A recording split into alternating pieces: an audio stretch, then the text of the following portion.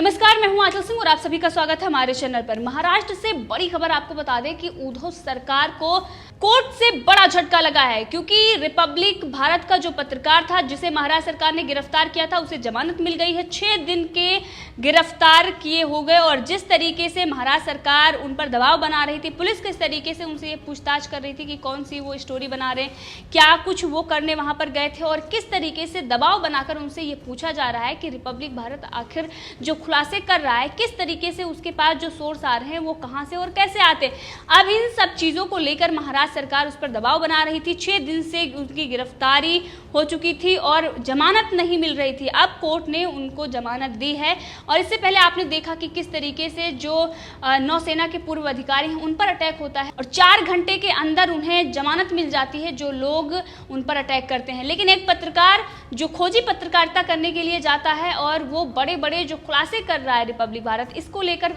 महाराष्ट्र सरकार बौखलाई हुई है और इसीलिए खोजी पत्रकारिता करने गए जो रिपोर्टर अनुज और उसके साथ ही वीडियो जर्नलिस्ट और यहाँ तक कि कैब ड्राइवर को भी गिरफ्तार कर लिया गया था और जो स्टोरी वो बना रहे थे उसके ऊपर ही उन्हें जेल भेज दिया गया था। अब यहाँ पर हम बात करेंगे कि आखिर महाराष्ट्र सरकार को उस स्टोरी से इतनी दिक्कत क्यों है। सबसे बड़ी बात अगर करें तो मुंबई पुलिस लगातार सरकार के दबाव में किस तरीके से बदले की कार्रवाई कर रही है और जो फार्म हाउस जहाँ पर वो स्टोरी बनाने गए थे वो ये कहा जा रहा है कि उद्धव ठाकरे या आदित्य ठाकरे का फार्म हाउस है और इसी वजह से उनको गिरफ्तार किया गया। आखिर फार्म हाउस में क्या है, ये सवाल जनता भी पूछ रही है कि जैसे ही वो वहां जाते हैं तुरंत गार्ड पुलिस को कॉल करता है और पुलिस वहां पर आती है और वो सिर्फ और सिर्फ पूछताछ कर रहे थे जिसके चलते उनको गिरफ्तार कर लिया जाता है। क्या सरकार के खिलाफ आवाज उठाना गुनाह हो गया है? क्या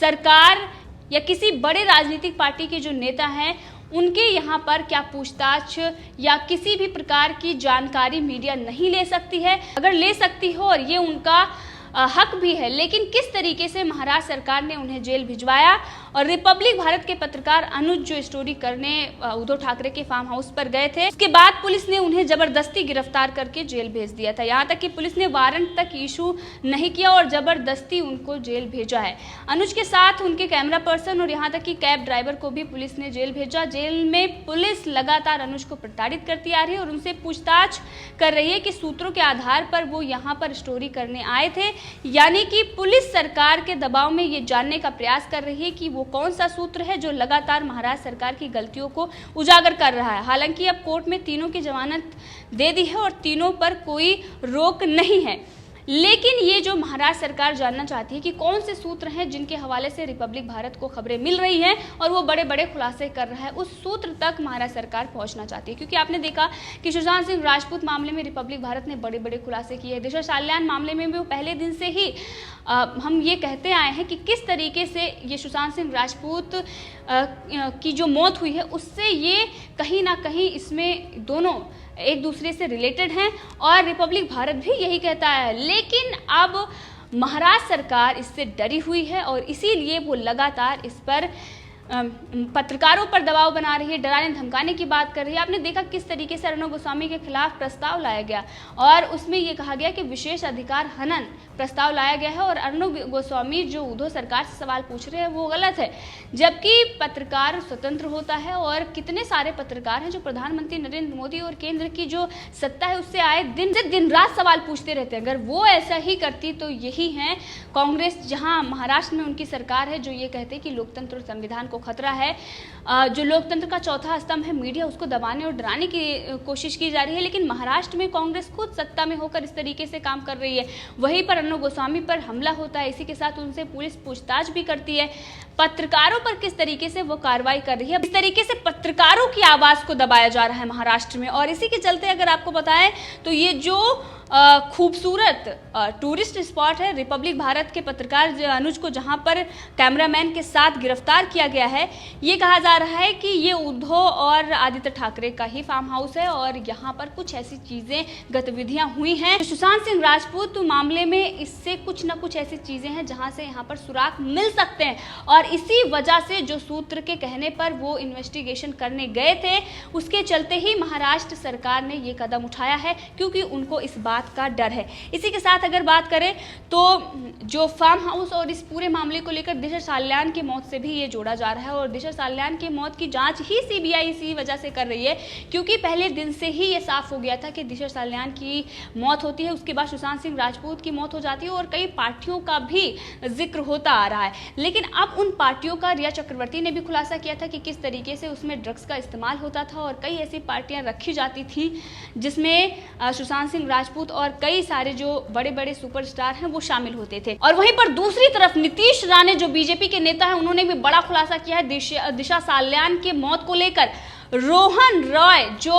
दिशा साल्यान के बॉयफ्रेंड थे उनको लेकर, जो उनके मंगेतर थे उनको लेकर उन्होंने बड़ा खुलासा किया। उन्होंने कहा कि वो यहाँ से दिशा साल्यान की मौत के बाद बैंगलोर क्यों गया, यहाँ पर बड़ा सवाल खड़ा होता है। रोहन को दिशा साल्यान ने सारी चीजें बताई थी, 8 जून को पार्टी हुई थी और जिसका सच रोहन रॉय जानते हैं, इसी वजह से उनको बैंगलोर भेजा गया है। इस पूरे मामले में जब जांच चल रही है और उनके परिवार पर भी दबाव बनाया जा रहा है क्योंकि आप देखें उनका परिवार ये कह रहा है कि जो कुछ भी हुआ वो हो गया, हम इस मामले में कुछ नहीं कहना चाहते और कुछ भी बोलना नहीं चाहते। इससे पहले आपने देखा था कि जिया खान के बाद भी उनके मां को किस तरीके से डराया धमकाया जा रहा था। अब इस पूरे मामले में ये देखने की ज़रूरत है कि किस तरीके से दिशा साल्यान और सुशांत सिंह राजपूत मामले दोनों एक दूसरे से रिलेटेड हैं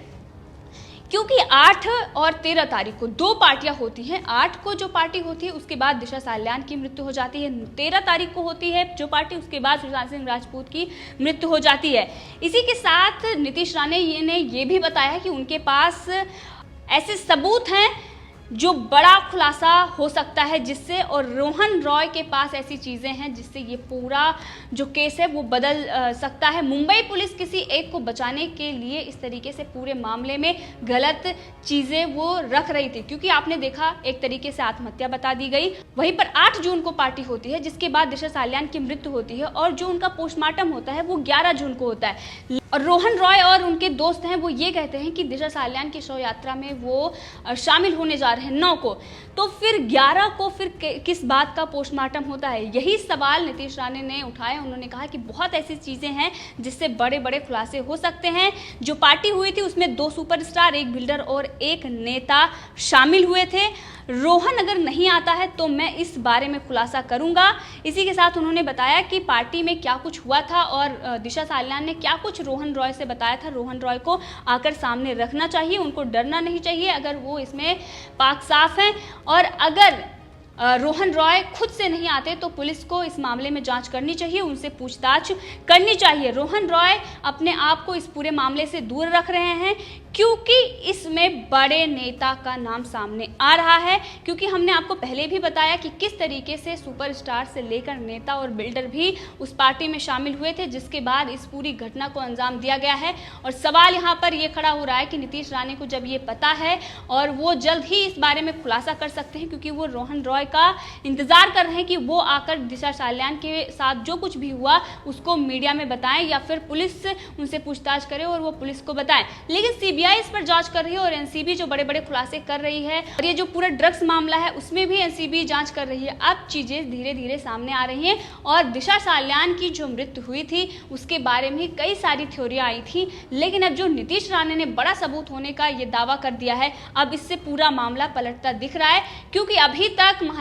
सरकार ये कहती आ रही है कि उसका कोई भी इससे लेना देना नहीं है, इसमें कोई भी नहीं है। लेकिन नीतीश राणे ने यह साफ किया है कि इसमें बड़े नेता जो पार्टी में शामिल हुए थे और इसी के साथ बिल्डर और इसमें सुपरस्टार भी शामिल हुए थे और जो पार्टी हुई थी वहां पर एक प्रकार से साजिश रची गई है। अब ये सारी चीजें जल्द ही सामने आएंगी और बड़े बड़े चेहरे बेनकाब होंगे। एक तरफ रिपब्लिक भारत का पत्रकार जिसे जमानत मिल गई है, सत्य की जीत हुई है, सत्यमेव जयते, क्योंकि पत्रकारों की जो आवाज दबाई जा रही थी, जिस तरीके से तानाशाही महाराष्ट्र में चल रही थी, अब कोर्ट ने करारा तमाचा महाराष्ट्र सरकार के मुंह पर मारा है और मुंबई पुलिस को भी आईना दिखाया क्योंकि सरकार के दबाव में जो कुछ भी वो कर रही है वो सरासर गलत है। इससे पहले भी कोर्ट का जो फैसला आया था उसकी अवमानना बीएमसी ने की थी और अब वहां पर जो कुछ भी चल रहा है, जिस तरीके से पत्रकारों को इन्वेस्टिगेशन नहीं करने दिया जा रहा है, जिस तरीके से पत्रकारों को जेल में डाला जा रहा है, एक तरीके से इमरजेंसी के हालात हैं क्योंकि इमरजेंसी में भी इसी तरीके से आवाज़ बंद करवाने के लिए पत्रकारों को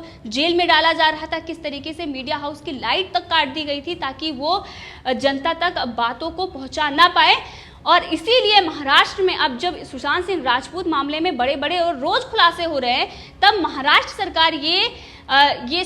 कोशिश कर रही है कि वो जनता तक जो खुलासे हो रहे हैं वो ना पहुंचने पाए, और जो सूत्र इनकी जानकारी दे रहे हैं वहां तक महाराष्ट्र सरकार पहुंचना चाह रही है। लेकिन महाराष्ट्र सरकार की ये जो कोशिश है वो नाकाम हो जाएगी, क्योंकि लगातार देश की जनता पत्रकारों के साथ खड़ी है और सुशांत सिंह राजपूत मामले में पूरा देश न्याय चाहता है। तो इस मुद्दे पर आप भी अपनी राय रख सकते हैं, कमेंट करके जरूर बताएं। अगर आपने अभी तक चैनल को सब्सक्राइब नहीं किया है तो कर ले, ताकि हर अपडेट आप तक पहुंचती रहे। धन्यवाद।